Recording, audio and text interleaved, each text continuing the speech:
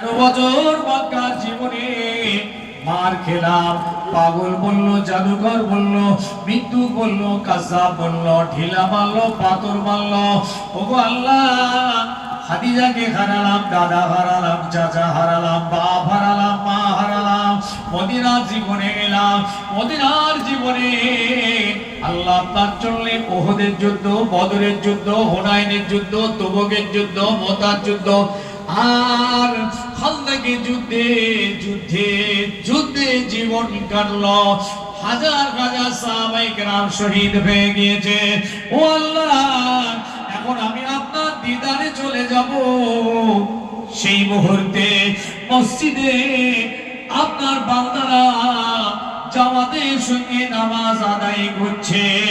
আল্লাহ, এটা দেখে আমার দীর্ঘ 23 বছরে যত জ্বালা যন্ত্রণা, ব্যথা, বেদনা, দুঃখ, কষ্ট, মুসিবত ছিল, আল্লাহ সব চিরতরে নিবারণ হয়ে গেল। যে আল্লাহ, আমি নিজে চোখে দেখলাম আমার সাহাবীরা আপনার নামাজে দাঁড়িয়ে আছে।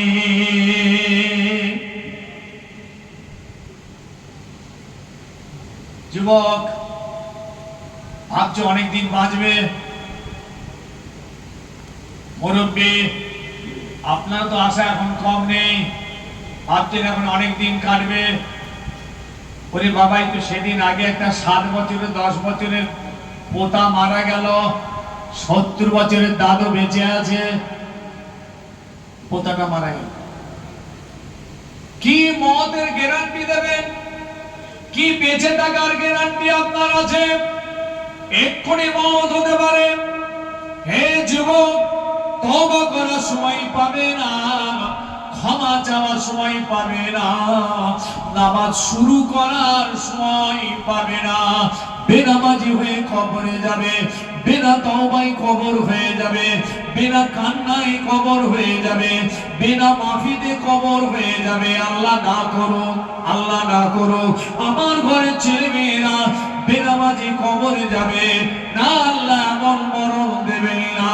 এদের নামাজি বানিয়ে নামাজ পড়তে পড়তে আল্লাহ পুখতা মুসলমান বানিয়ে মুসলমানের মতন আল্লাহ মরণ দিও। যে মরণ আল্লাহ আপনার পছন্দ, যে মরণ আপনার দরবারে কবুল হয়, যে মরণ বললে আল্লাহ আপনি জান্নাত দেবেন। শুধু তাই নয়, আপনি বলেছেন ওই জান্নাতের ভিতরে আপনার সঙ্গে আপনার বান্দা বান্দীদের দিদার নসিব হয়ে যাবে। এখনো হিসাব করছো? 7 বছর, 8 বছর, 10 বছরের পোতা মারা গেছে, 70 বছরের দাদু বেঁচে আছে, বেনামাজি, বেরোজগার। আস্তাগফিরুল্লাহ, এখনো পর্যন্ত বাহাল তবিয়তে ঘুরে বেড়াচ্ছে ইহুদি নাস্তিকদের মতন।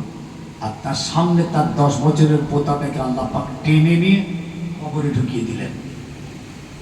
যা, একটা মাসুম ছেলে 10 বছরের খোদা কেন টেনে নিয়ে কবরে ঢুকালো? 70 বছরের বুড়ো তোমার হুশ হলো নি এখনো পর্যন্ত? এটা খোদার পরীক্ষা ছিল, পরীক্ষা ছিলেন। দেখি বান্দা এই সময়টাই আমার দিকে ফিরে কিনা। হায়রান হয়ে গেলাম। দীর্ঘ বছর বাংলার জমিনে ঘুরছি, সারা ভারতবর্ষে আফসোস, এদের মধ্যে অনুভূতি এলো না, আত্মশুভেচ্ছা এলো না।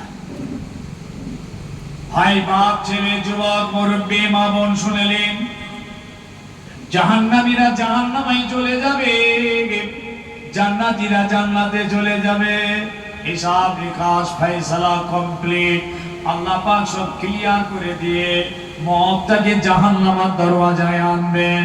ও জাহান্নামের, একবার দেখো, দেখো এই মওত আমি কতল করে দিচ্ছি, আর মরণ বলে কিছুই থাকবে না, তোমাদের আর কোনোদিন মওত হবে না। জাহান্নামীদের মওত হবে, সারা দেন। ثم لا يموت فيها ولا يحيا।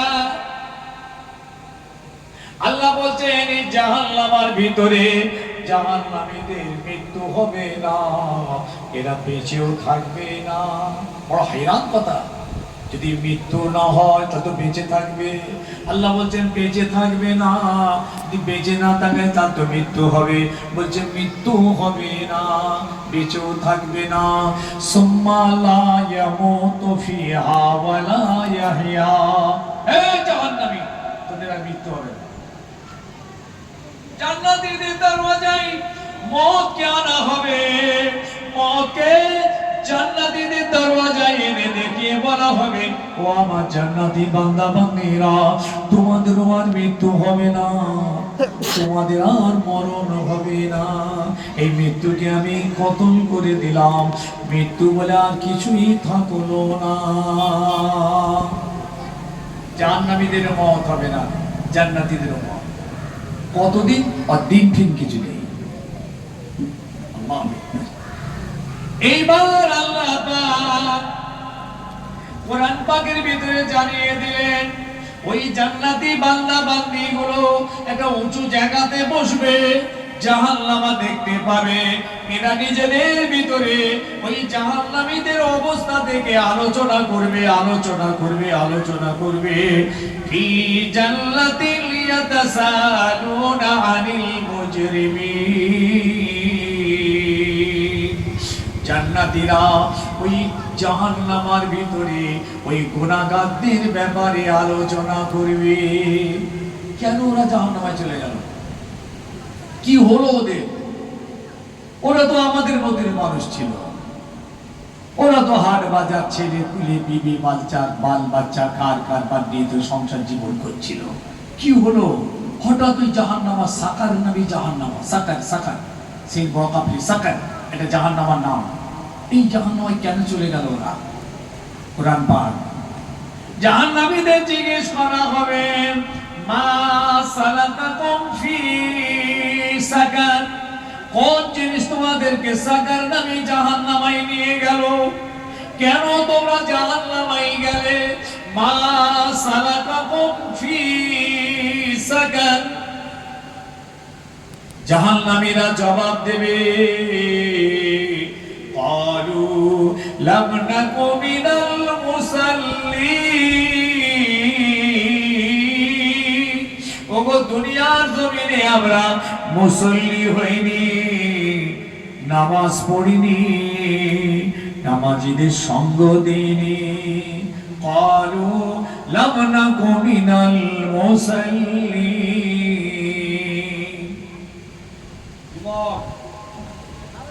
সাকার নবী জাহান্নামীদের উক্তি, এটা কোরআন পাকের আয়াত বলছি, আল্লাহ আমার হাবিবকে শোনাচ্ছেন। হাবিব শুনে নাও। আর কি কারণে তোরা জাহান্নামায় গেলি? নামাজ পড়িসনি, আর কি কারণে? ওয়ালাম নাকুনু তুইমুল মিসকিন। ওগো দুনিয়ার জমিনে আমরা মিসকিন, ফকির, গরিব, দুস্থ, অসহায় মানুষদের সাহায্য করিনি, খাদ্য খাবার দিইনি, কোনোদিন তাদের দিকে হাতটা বাড়াইনি। ওয়ালাম নাকুনু তুইমুল মিসকিন। কিছু ইমানদার আছে জিন্দেগিতে মিসকিন গরিব ফকিরকে দেয় না, আবার আল্লাহ করে অনেকে আছেন দেয়। দেখুন সাকার নামে জাহান্নামার ভিতরে জাহান্নামীরা কারণটা নিজেরাই বলে দিচ্ছে, আমরা মিসকিনদের কোনোদিন খানা খাওয়াইনি। যদি মিসকিনদের খানা খাওয়ান, আল্লাহ বলেছেন জান্নাতের ভিতরে আমি তোমাদের জন্য একটা জান্নাতি দস্তরখান বিছিয়ে রাখবো, খালি আসার অপেক্ষা তোমাদের।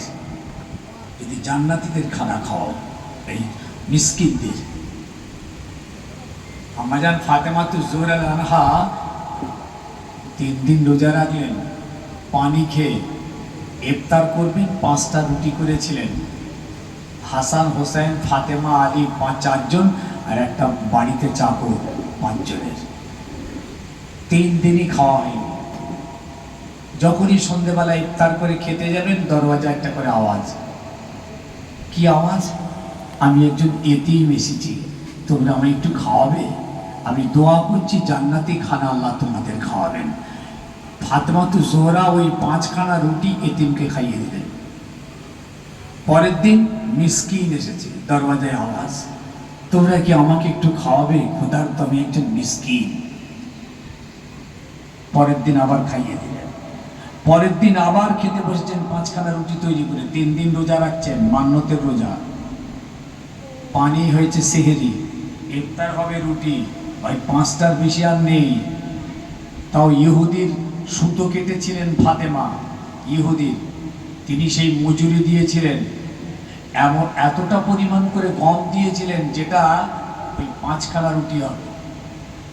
3 দিন সুতো কেটেছেন, 3 দিন গম দিয়েছেন, 5খানা করে রুটি। আল্লাহ কত সুখে রেখেছে আমাদের। তৃতীয় দিনে এসেছে একজন বন্দি মুক্তি কয়েদি, দরওয়াজায় খটখটাচ্ছেন। 5 জন বসেছেন, খাওয়া হবে, খাওয়া হলো না। সকাল পরের দিন হাসান হোসেনকে কোলে করে নিয়ে আলী কারামুল্লাহ বাজু রসুল্লাহ দরবারে গেছেন, ইয়া রাসূলুল্লাহ, আপনার এই দুটো নাতি 3 দিন খাওয়া হয়নি হুজুর, আপনার মেয়ে ফাতেমারও খাওয়া হয়নি। হুজুর বলছেন, আলী, আমি মোহাম্মদ রসুল্লাহ, আমারও 3 দিন খাওয়া হয়নি। তবে ফাতেমা যে কাজ করেছে, নিজে না খেয়ে এতিম, মিসকিন, কয়েদি, বন্দি মুক্তি মানুষকে খাইয়েছে, আল্লাহ খুশি হয়ে গেছেন। আল্লাহ এই আমলটার জন্য একটা আয়াত নাযিল করে দিয়েছেন, বলুন সুবহানাল্লাহ। ফাতেমার এই সাখাওয়াতি, ফাতেমার এই মেহমানদারিতে আল্লাহ এত খুশি হয়ে গেছেন যে আয়াত নাযিল হয়েছে, ওয়ায়ুতিমুনা আত-তাআমা আলা হুব্বিহি মিসকিনা। হুব্বিহি, শুনে রাখেন, অনেক সময় আমরা খেতে দিই, অভক্তি করে খেতে দিই লোককে, গরিব মিসকিনকে দিই, কথা শুনিয়ে দিই, নেই চলেগা। ওয়ায়ুতিমুনা আত-তাআমা আলা হুব্বিহি মিসকিনা, মিসকিন, ওয়ায়াতীমা, ইয়াতীম, ওয়ায়াসীরা, বন্দি মুক্তি। 3 জনকে ফাতেমা খানা খাইয়েছে মোহাব্বতের সঙ্গে, আন্তরিকতার সঙ্গে। আল্লাহ পাক এত খুশি হয়ে গেছেন, আল্লাহ জানিয়েছেন জান্নাতের ভিতরে ওদের জন্য জান্নাতি দস্তরখান বিছিয়ে রাখা হয়েছে। জোরে বলেন। জাহান্নামীরা উত্তর দিল, আর কি কারণে তোমরা জাহান্নামে গেছো? অকুন্না নখুদু মাল খায়দিন। ওগো, আমরা দুনিয়ার জমিনে খারাপ খারাপ খারাপ জায়গায় বসতাম, খারাপ লোকেদের সঙ্গে বসতাম, খারাপ কথাবার্তার ভিতর দিয়ে সময় কাটাতাম। অকন্যা নাখুদু মাল খায়দিন। জাহান্নামে যাওয়ার কারণ জাহান্নামীরা নিজেরা বলছে। কোন জায়গায় বসতো? খারাপ জায়গায়। ইমানদার ভাইরা, দুনিয়াতে খারাপ জায়গাগুলো কালেকশন হয়েছে, চেনা গেছে কোনগুলো কোরআন আর হাদিস থেকে নিষেধ আছে খারাপ জায়গা বলে, ঠিক পেয়েছেন? এখনো পাননি?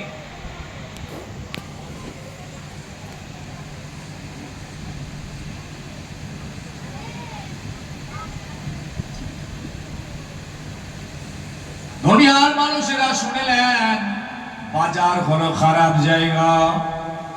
ওই চায়ের দোকানের মাচায় বসে বসে তাসের আড্ডা, জোয়ার আড্ডা, মদের আড্ডা, পার্টির আড্ডা, টিভির আড্ডা, ক্লাবের আড্ডা, ক্যারাম বোর্ডের আড্ডা, সানের ঘাটে, দুনিয়ার মাঝাতে, এই যে জায়গাগুলো দিয়ে মালদার এক জায়গায় হয়ে যাও, এই জায়গাগুলো খুব কঠিন, খাতারনাক, নোংরা জায়গা। ইমানদারদের জন্য এটা জায়েজ নয়। আল্লাহ নবী তো বলেছেন, পৃথিবীর জমিনে সবথেকে ইমানদারদের জন্য খারাপ জায়গা হলো বাজার, সবথেকে উত্তম জায়গা হলো মসজিদ। তাই কথা শুনছেন? কিন্তু বাজারে কি তারা যাওয়া ছেড়ে দেবো নাকি? চলবে? নবীরাও বাজারে গেছেন, সাহাবারা গেছেন, তাবিঈনরা গেছেন, ব্যবসা করেছেন, কেনাকাটা করেছেন, কারবার করেছেন, তার সমস্যা কোথায়? জি, তাদের বাজারে যাওয়ার আমাদের বাজারে যাওয়া আসমান জমিন তফাৎ। আমাদের মতো দুনিয়ার এই সমস্ত ইমানদার বাজারে যে নাই গীবত, গিল্লা, পরচর্চা, পরনিন্দা, গালি গালাজ, মদ, সুদ, ঘুষ, জুয়া, সব রকম বাজারে গিয়ে সব জুয়া খেলা হয়, ক্যারাম খেলা হয়, তাস খেলা হয়, বুঝেছেন, মদের আড্ডা হয়, ইত্যাদি ইত্যাদি। এইসব নোংরা জায়গায় বসে বসে সময় কাটায়, খারাপ লোকেদের সোহবতে বসে বসে সময় কাটায়। এইটা হলো কবিরা গুনাহ, পাহাড় পাহাড় গুনাহ হয়ে যায়। চা খাবেন, দোকানে গিয়ে ভাই চাওয়ালা একটু চা দেন তো ভাই, এক কাপ খেলেন, পয়সা দিলেন, চলে গেলেন, তা তো নয়। বসেছেন কায়দা করে, একদম 1.5-2 ঘন্টার খবর আছে। এই যে 2-5 জনকে নিয়ে বসেছেন, বিশেষ করে আমি মুরব্বীদের বলবো, অনেক মুরব্বীদেরকে আমি দেখেছি, বয়স্ক মানুষ যারা মসজিদে নামাজটা পড়লো, পড়ে এসে বসে গেল, ওই জায়গা থেকে সরে আসবেন। আমি বলছি কি, কোরআন বলছি, অকন্যা নাখুদু মাল খায়দিন। আমরা দুনিয়ার জমিনে ওই খারাপ জায়গায় খারাপ মানুষদের সঙ্গে বসে বসে খারাপ আলোচনায় সময় কাটাতাম। আর কি কারণে জাহান্নামে গেছো তোমরা? অকুল্লা নুকাযিবু বিয়াউমিদ্দিন। ওগো, আমরা দুনিয়ার জমিনে আখিরাতকে স্বীকার করিনি, কিয়ামতকে মানিনি, বিচারের দিন মানিনি। কবর থেকে আল্লাহ আমাদেরকে জিন্দা করে কিয়ামতের মাঠে তুলবেন, এটাও কোনোদিন আমরা বিশ্বাস করিনি। অকুল্লা নুকাযিবু বিয়াউমিদ্দিন। এইভাবে আমরা দুনিয়াদারি করছিলাম, এইভাবে বেঁচেছিলাম, বছর বছর কাটছিল। হাত্তা আতিনাল ইয়াকিন। ওগো, হঠাৎ আমাদের কাছে মৃত্যু এসে গেল, মত হয়ে গেল, তওবা করার সময় পাইনি। যুবক, সময় পাবে না তওবা করার? ভাবছেন অনেকদিন বাঁচবে? মুরব্বী, আপনিও ভাবছেন এখন দিন কত কাটবে?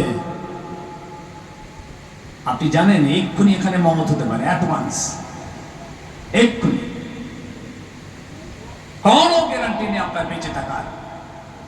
বেঁচে আছি আল্লাহর দয়ায়, এটাই বড় আশ্চর্য। আমজাদ, আমি কথা বলছি এই স্টেজে, এটা আল্লাহর দয়ায় হচ্ছে। আল্লাহর হুকুম হলে এখানে শুয়ে পড়তে হবে, অ্যাডভান্স।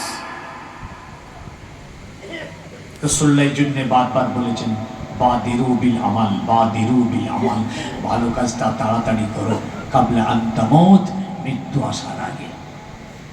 ভালো কাজটা তাড়াতাড়ি করো, মৃত্যু যে কোনো মুহূর্তে এসে যাবে, মত যে কোনো মুহূর্তে আসবে, ভালো কাজটা তাড়াতাড়ি করো। তাই আজ আমার ভাই ছেলেদের বলে গেলাম, অনেকগুলো কথা বললো। নবী পাক সাল্লাল্লাহু আলাইহি ওয়াসাল্লামের হজের কিছুটা বিবরণ দিয়ে রাসূলের ইন্তেকালের মুহূর্ত পর্যন্ত বললাম, মতটা বললাম না। পাশাপাশি আল্লাহ কিয়ামতের দিন আমাদেরকে প্রশ্ন করবেন, এইগুলো বললাম। কবরে যেতে হবে, জাহান্নামীদের জাহান্নামার ভিতরে যে আযাব হচ্ছে তার কারণগুলো আয়াত দিয়ে বললাম। নিজেই সাবধান হয়ে যান, তৈরি হয়ে যান, যে সময় শেষ, যে কোনো মুহূর্তে মৃত্যু আসবে, কোনদিন বলে কই আসবে না, এটাই হলো ব্যাপার। জি হ্যাঁ ভাই সাহেব, রাসূলুল্লাহ যখন ইন্তেকালের মুহূর্তে দেখুন হুজুরিবার আম্মা জান আয়েশা সিদ্দিকার এই জায়গায় মাথা রেখেছেন, মওত হয়ে যাচ্ছে। নবী তো বেঁচে থাকতে পারতেন, নবী বললে মওত হতো না। মওত নবীর তাবে ছিল, নবী মওতের তাবে নয়, মওত নবীর তাবে। নবী বললে তবে মওত হবে। আল্লাহু আকবার। নবী যদি বলতেন আমি এখন বাঁচবো, মওত আসতো না, বেঁচে থাকতেন। মৃত্যুর মুহূর্তে রাসূল পাক সাল্লাল্লাহু আলাইহি ওয়াসাল্লাম আম্মা জান আয়েশা সিদ্দিকার সিরাতে মাথা রেখেছেন, মাথাটা রেখেছেন। আম্মা জান বলছেন, আমার নিঃশ্বাস আর আমার রসুলের নিঃশ্বাস এক হয়ে গেছে, মুখটার উপর উপর হয়ে গেছে। আমি দেখতে পাচ্ছি রসুল্লাহর পেশানিতে ঘাম এসেছে, হুজুরের পেশাতে ঘাম। হুজুর কি করছেন? পাশে পেয়ালাতে একটা পানি আছে, পানিতে হাতটা ভিজিয়ে নিয়ে না, আর এরকম কপালে নিজের কপালে নিজে বুঝাচ্ছে। বুখারীতে এসছে আর বলছেন আল্লাহুম্মা আইনি আলা সাকরাতিল মউত, আল্লাহুম্মা আইনি আলা সাকরাতিল মউত। আমার নবী বলছেন লা ইলাহা ইল্লাল্লাহ আন্না লিল মউতি সাকরাতুন ওয়াজাআত সাকরাতুল মউতি বিল হক যালিকা মা কুনতা মিনহু তাহিদ। আল্লাহ নবী ভিজে হাত কপালে লাগাচ্ছেন আর বলছেন আল্লাহ আপনার নবীকে মওতের কষ্ট থেকে আসান দিন, আল্লাহ আপনার নবীকে মওতের শিদ্দত থেকে, সাকরাতের আযাব থেকে আল্লাহ আপনি আরাম দিন। আল্লাহুম্মা আইনি আলা সাকরাতিল মউত। বাবাজি কিরকম কষ্ট হবে মৃত্যু কেউ জানি না, মওতের সাকরাত কেমন কেউ জানি না। আল্লাহ নবী জান কবজ করেছিল আজরাইল অনেক হালকা, অনেক অনেক হালকা। তবুও নবী সেই দিন আল্লাহকে বলেছিলেন ও আল্লাহ আমার সাকরাতে মওত থেকে আমাকে আসান দিন।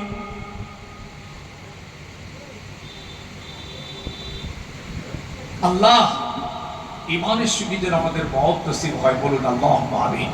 কলমা পড়তে পড়তে যেন মওত হয়, বলুন আল্লাহুম্মা আমিন। আম্মা জান আয়েশা সিদ্দিকা বলেন আমার নবী আমার বুকের সিনাতে মাথা রেখেছেন, রাসূলুল্লাহ নিঃশ্বাস আমার নিঃশ্বাস এক হয়ে গেছে। আল্লাহর নবী আস্তে আস্তে ঠোঁট লেড়ে লেড়ে কি যেন বলছিলেন, আমি আমার কানটা রাসূলুল্লাহর মুবারক ঠোঁটেতে লাগিয়ে শুনছিলাম। আল্লাহর নবী বলছেন ইয়া হাবলে উম্মতি, ইয়া হাবলে উম্মতি, আমার উম্মতের কি হবে, আমার উম্মতের কি হবে। রাসূলুল্লাহ জীবনের শেষ মুহূর্ত পর্যন্ত খালি উম্মত উম্মত উম্মত। শেষ আল্লাহ নবী নিঃশ্বাস ত্যাগ করার মুহূর্তে তিনি তিনবার বলেছিলেন ওয়াবির রফিকিল আলা, ওয়াবির রফিকিল আলা, ওয়াবির রফিকিল আলা। বড় দোস্তের সঙ্গে মোলাকাত, বড় দোস্তের সঙ্গে মোলাকাত, বড় দোস্তের সঙ্গে মোলাকাত। আল্লাহ নবী তিনবার এই কথা বলার সাথে সাথে রাসূলুল্লাহর মুবারক রূহটাকে ফেরেশতারা নিয়ে চলে যেতে লাগলেন। ইন্না লিল্লাহি ওয়া ইন্না ইলাইহি রাজিউন। মৃত্যু থেকে কেউ বাঁচতে পারবো না, মওত অপেক্ষা করছে আমাদের জন্য। কবর সামনে চলে আসছে, হায়াত কমে যাচ্ছে। ইমানদার পাথেয় সংগ্রহ করে নাও, নিজে পাথেয় সংগ্রহ করে নাও, আখিরাতের পুঁজিকে মোকাম্মল করে নাও। যে কোনো মুহূর্তে মওত আসবে, যে কোনো মুহূর্তে মৃত্যু আসবে, মৃত্যু কাউকে বলে আসবে না। মাশাআল্লাহ, একটু সকলে দাঁড়িয়ে যাই, রাসূলের দরবারে সালাম পড়িয়ে নেবি।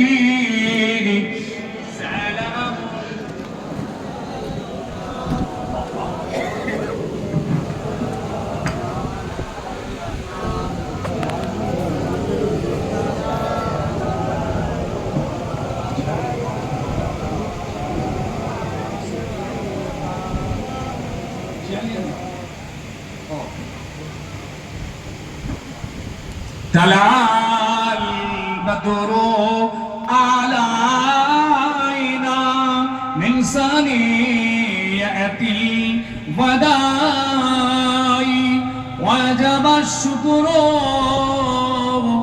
আলাইনা মাদা লিল্লাহ হেদাই ইয়া নবী সালামু।